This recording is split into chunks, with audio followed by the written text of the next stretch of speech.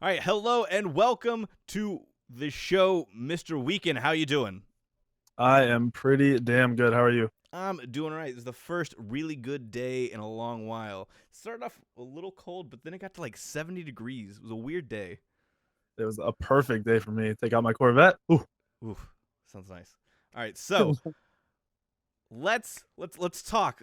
We got a lot to talk about. Freight, I can see you. You just shut your goddamn mouth. I'm just jealous I don't have a Corvette, man. I'm just like, I want to ride around in in a beach town. I'm just like, damn, just jelly. All right. So here we are. Probably not where you thought you guys would end up with this roster going into the gauntlet.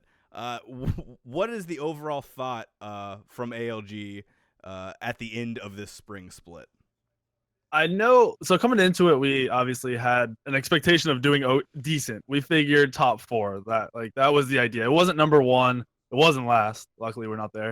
It's definitely not where we want to be, but it's the start of the season. Players don't put in the same effort at this point of the year, and I'm not really down about it. I'm just ready to keep moving forward. That was the idea, right? We signed this year-long contract thinking we're gonna grind, gonna hit rough patches no matter what. Every team hits it no matter what. It's just getting past it. So for me, this is just we haven't gotten past that rough patch yet. It's funny you directly bring up the people don't put in the effort, because I mean that was essentially kind of the straw that broke the camel's back for PBM leaving, right? Oh yeah, I mean that was part of his whole deal, but it's for some players it bothers them more. I think I've just been around for so long that it's almost a smite culture. Like showing up to late for scrims has been a thing since the SPL was created. Like that, no team shows up on time. There's always one person who's late, and it's mainly because you have younger kids who are doing this. People who don't realize how much effort like they actually should be putting into this. This is their job, and it's not really clicking for probably half of the Smite community who is a professional player. And for me, I don't think much of it. Some people like Mike, it's a big deal. So I guess it's just the person. Yeah, I think all of us, I mean, all of us here, we're probably the older of the Smite community, and we've all had conversations at separate points about, the how youth the youth, I don't know what I'm trying to say here, but how young the player base can be, and how different mindsets are really coming together, and how different that young mindset can be at sometimes. So Oh yeah, I definitely feel absolutely. you. Yeah, absolutely. When last left, I'm like, man, am I the oldest? And then like I go to a LAN and there's 20 people who can't even drink or can't even do. They can't go anywhere. And I'm like, all right, I'm getting old. I'm getting really, really old. All right. So one of the questions I want to ask you, and I asked it to PolarBearMike when I interviewed him, was so at this point we kind of have to take a look at ALG. I mean, you guys are better than the sum of your parts. The sum of your parts are better than where you guys have shown. You guys are a team that has veteran presence. You guys have mechanical skill, and you guys really shouldn't be in the gauntlet. When you add all that up on paper. So one of the things you got to look at now is, so you had the big controversy, last season with Incon getting removed from the team. Whatever your personal feelings on it, like, it was a big thing. It consumed the whole Smite community for a while. And then after that, you guys brought in PolarBearMike, and you guys brought in MLC, really good additions to the team. Well, then after that, you guys lost MLC. You guys kicked him for, whatever. And then now you guys have lost PolarBearMike, and it's just, that's a lot of turnover for one roster. And that's a lot of things all kind of chatted on this one roster. Now, is that something that's indicative of a bigger problem under the umbrella of ALG, or is that just largely just really shitty luck all working against you guys? I mean, it's a bit of everything. We coming into it, Incon had to go to get the team we wanted, right? And no matter what he'll tell you or what anyone will tell you, you could see our team was not good enough to make it to World. It wasn't a maybe. There was no way we would win Gauntlet with that original team. So to get the players, which were Oceans and Cyclone, to play with us at the time, it was remove Incon. So that's not really luck. That's just we felt like as a collective there was no way we were good enough. And if you were asked Incon at that time, if it was unbiased opinion, he would have told you, yeah, we were like our team with Veninu and Cope, we're not going to make World. So for me, that's not luck. That's just the situation that was brought forth because it's the end of a season and there's 2 teams making worlds and a whole bunch of other teams who are all struggling. So you just pretty much have to make the best Right. team. And at that point in time, our team wasn't, this is the team we want to play with for years. We love each other. We want to be this ultimate team with these 5 people. That was just the people that came along. That's who we ended up getting on the team, right? Like Matty Pocket was on the team at one point when I first joined, but we wanted to get better. So it's just kind of like working your way up through the bottom tier players who didn't get any better, the mid tier players who really didn't get any better, and then finally getting a team that was good enough to make world. Yeah, it was definitely one of those things where Go ahead.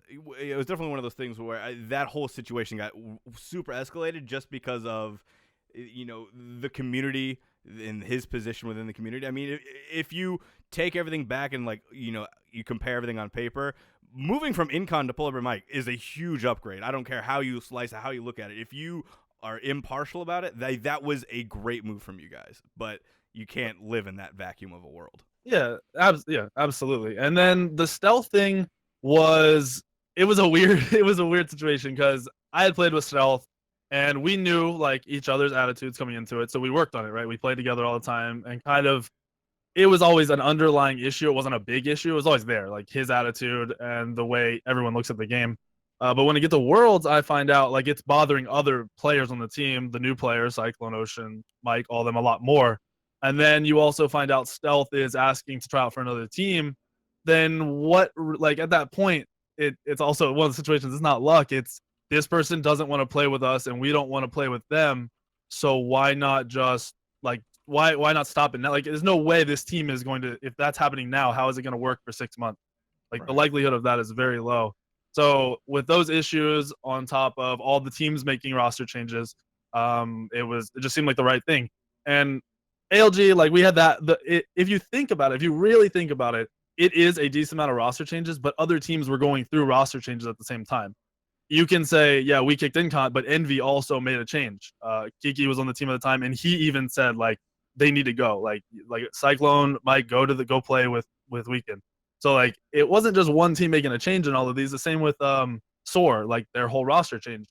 So it's not just us swapping these players in and out. It's all these teams making changes, and there's players who want to play with each other and players who have had the opportunity to see other players work and they want to work with them. And as the opportunities come up, you kind of have to pick and choose which ones you think will be best for you. And then a lot of times that's the luck that comes down to it.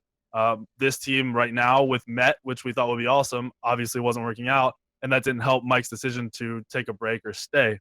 So I'd say the Mike thing comes down to luck because I think our team's good enough. And I think people really are putting in work, maybe not the kind that Mike was looking for, but they are really trying to get better and trying to make the team work. It's just not clicking right now. So one of the things also with Mike is he put up he put out the twit longer, and then he made a Reddit post about it to try and answer people's questions. And immediately people wanted to point fingers at you. Like, what kind of bullshit is that, man? I mean, I've gotten so past that stuff. I don't know. I've been through so much of it that some people think it's a joke and you don't know they're joking about it because it's the internet and it's Reddit. Like, you can't tell when people are kidding, and other people are dead serious. So it's just come down to me ignoring it. And if that's what they want to believe, then that's their issue, I guess. I don't know. It's a little ridiculous when somebody flat out tells you like Mike laid out every reason he wanted to leave. And my name didn't come up once other than like, in my eyes, they were pretty positive things he brought up. So I'm just kind of over the whole community. It came up and saying you're not the reason, yet people still were like, you are. It was just ridiculous. It's just, I mean, comes down to the roster changes, like you said. I've been a part of a bunch of them, and for some reason, I'm the one that's left on a lot of the rosters. But I think people forget, like, I was kicked off a team. I've gone through the other side of it. I know what it's like. Gore, I think you got something for this. Yeah, and that honestly just comes down to it, and this is something that really comes to you, is that you get a lot of negative flack, like, I mean, especially going back to it, like, but you have been the one person who I think I've seen, like, you will take it and you just turn it into a joke you use. I mean, like, you turn the 667 thing into emotes. Like, you find a way to, like, because you don't care as much. It's not that big of an impact. And I actually think that's really, like, impressive, because it's like, oh, yeah, something bad happened. You know, oh, Weak3n is the problem, or Incon is the problem. And it's like, you turn that around and make it so you can use that. And honestly, it gives you a little bit more promotion, I think. Well, it's funny because back before I started really getting into streaming, I remember this one guy streamer. He streamed like Diablo or something, and he picked his nose on stream. And he didn't do it on purpose. I think he ate it too. Pretty bad, right? But it ended up like chasing him out of his stream. Like it ruined his life basically, right? This one little thing. So when I saw that happen to him, I always thought if anything like that ever happens to me, I'm just gonna make it into my own. Like I'm gonna own it. Like there's no reason not to. Like there's 100 people on the internet aren't gonna tell me how to live my life. So like if I had my shitty 667 game, like okay, I did it. Just because you guys get to see it doesn't mean you get to control it. Like I'm sure all of us have had terrible casual games. Like it's way more likely for me to have a terrible pro game against the best players in the world than it is for me to like have a casual game, and yet those still happen too. Yeah. I think it's definitely funny. I forget who I stuck. I think it might have been PolarBearMike, but he's like, one of the best things about you is your ability to just like laugh at the joke and then like absorb it into yourself and just use it against other people. Like you just, it just rolls off of you, and you're like, yeah, whatever. Yeah, that's me. 667, haha. Loki backstab. Yeah, that's me. That's everything. Is like everything's a joke, and you're in on them. You know what I mean? Yeah, Mike would always bring it up. He's like, I love these SPL games with you on the team. He's like, it's not on purpose, but no matter how bad I do, if you mess up, the rest of the game is all your fault. So I'm safe. And it's so true, but it really doesn't. I don't know. It doesn't affect me. If it helps my teammates, then that's even better, right? So I know that we just talked about how it doesn't hit you, but has there been anything like recently within maybe the last year that hasn't really you haven't been able to roll off your shoulders as easily? Like any comments or anything that's happened? I think now that I'm getting older, it's maybe not affecting me more, but it does like my tolerance, like at the point where I'm going to get a little annoyed is a lot lower than it used to be. Cause like in my stream, if people come in and start saying stuff, I'll let it go for a little while. Whereas before I would just never say anything about it. And then I'll end it now. I'll be like, all right, that's enough of that.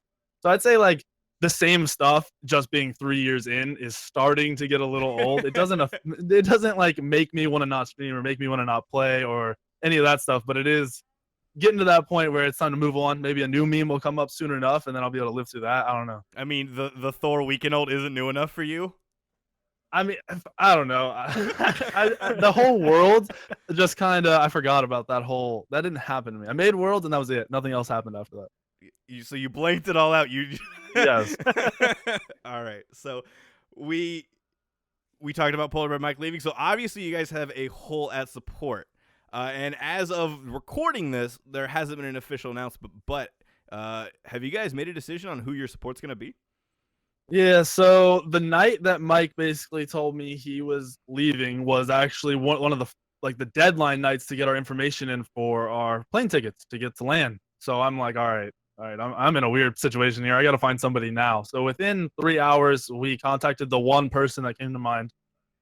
He plays now under the gamer tag or the game tag, whatever you want to call it, of Vivian X3. His name is GuyInYourBed.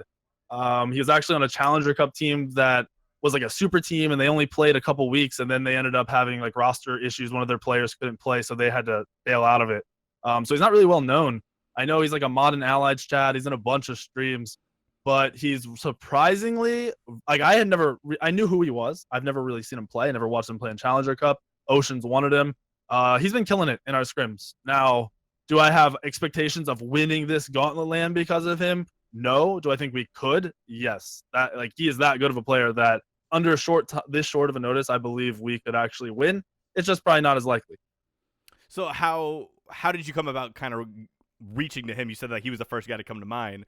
Well, Oceans knows him apparently, like in real life. As of yesterday, today's the 9th, so on the 8th, they went and hung out. Oceans is very not secretive, but I guess he doesn't really share too much. So I had no idea. They must live like right next to each other. They went and like had lunch or something already. Wow. So I don't know, man. It was Ocean's idea. At that point, there was no names that came to mind for me. So I was like, all right, Oceans, if this is your guy and you think he has what we need for now, then let's go with it. We'll go to LAN with him, get him some experience, and if things are positive afterwards or the way we want it, then we'll just bring him on board. I guess we'll just see how things go and see what he's thinking afterwards. All right, Freight, I think you got something for this. Well, yeah, I guess when you bring somebody new on board, you're the jungler. And I've said this in cast. I've always said the jungler, especially in season 4, is such a crucial role. Does it change the way, what you plan on doing in the jungle with a new player on board regardless? Or is it the same old, and let the new guy work around you? Well, I think in this specific situation, it's going to work out more because I think Mike mentioned how we kind of had clashing like outlooks on the game, and where I was the overall shot caller and he was supposed to be secondary shot caller. It really was it's just bad. It wasn't a good situation. We tried working on it and we really couldn't find, I think he said we couldn't meet in the middle, which is very true. We literally could not find a point in the middle. So I think with this new player coming in, with GuyInYourBed coming in, it works out because he doesn't have that mindset that he's not going to be trying to shot call. He's not going to be trying to take over. He's just trying to find his place because he hasn't been on a team before. He hasn't created that before. So it works out where he jumps in and he can see my mindset and he can kind of understand it. And he doesn't have to follow through with exactly what I'm saying or exactly what I'm thinking, but he's learning the game. And it's not like he has that set final, this is the way I want to play the game. And it makes it more interesting for me. The game has a lot of 3v3 in the mid lane. There's a lot of jungle support mid combos and just playing around it. And with Mike, we couldn't find a positive place, a solid place between the three of us, me, him, and Met. So it's working out a lot better right now. I just hope it keeps improving, honestly. Yeah, I mean, honestly, you guys hopefully can find that synergy. Hopefully you can find that footing. Like I said earlier, the sum of your parts definitely isn't in the gauntlet. I mean, you guys have been around for a while as individual players, and you guys have shown time and time again that when you guys are firing on all cylinders, there's not a whole lot of teams that can really steamroll you at all. Like, you guys can really fight with the best of them. So going into the gauntlet, I know you said that, realistically, do you expect to win it all? No. But do you think you could? Yes. So who do you think would be probably the toughest matchup for you guys to face in the gauntlet? Because of where we are in the gauntlet, we've played like 4 sets to make it to actually like win it all. So I think our first big one we'd run into is Soar. I think Soar found some strange footing out of it. It looked like they were going to have a rough season, and now they're killing it. And I think at land they're going to be even better. Andy has been to 1 million lands, and he does well at every single one. Like, there was a joke about Landenser, and for some reason I still hear that name, but no, he's one of the best land players now. And that's something you have to remember going into this land. This team had a rough start, and they're better now. So they didn't have that honeymoon phase. Their honeymoon phase is right now going into land. That's a scary, scary thing. And then whoever wins out of that set has to go play EU United, who has also found their footing.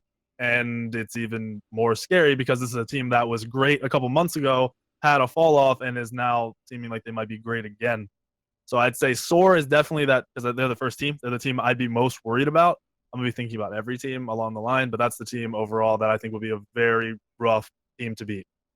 So I had an interview where I talked to Mr. Makey, the coach of EU United, and he said that honestly one of the teams that he was worried about most was the SPL Gatekeepers. I think their new name is Oxygen Supremacy or something like that. Yeah. Good. Yeah. So what are your thoughts on those guys? Because that really kind of really shocked me that for EU United to tell me that one of the biggest worries they have is not Soar, isn't ALG, it's the Challenger Cup team. It's not that strange if you're a player, because right now that team, that's Kiki, Skilladon, Veninu, all them, they are the best scrim team. They are the team, if you can get scrims against, you won. They're amazing at scrimming. I don't know what it is that is changing between a scrim and a real game, because they're struggling in that challenger circuit. Is that what the amateur league is called now? Yeah, they're kind of struggling. Like, they're losing to these other teams. I'm friends with Cope, baby, and he was on a team and he's beaten them. And we've scrimmed his team, and no offense to them, like, they're putting in the work, but the scrims against us were a joke. But then we scrimmed Kiki's team, and they're amazing. They beat us 4 out of 5 games. Sometimes it's insane. But I'm not going to go with Makey's prediction, or I'm not going to worry about them, because they have a very rough time in stressful situations, which is any land game. They've showed it online. And online, you're in the comfort of your own home. You get to control your environment. You go to land, you don't get to control any of that. I don't expect big things from them. Now, if something happens and they instantly, as a group, get over those land jitters or whatever, their nerves and everything, yes, they could win the whole thing. Is it likely because they have to go through 8 matches? No. Chance of them winning very, very low on top of the land jitters. I don't see them winning the whole thing. It would be pretty cool, though, if they did. Okay. Gore, I think you have something?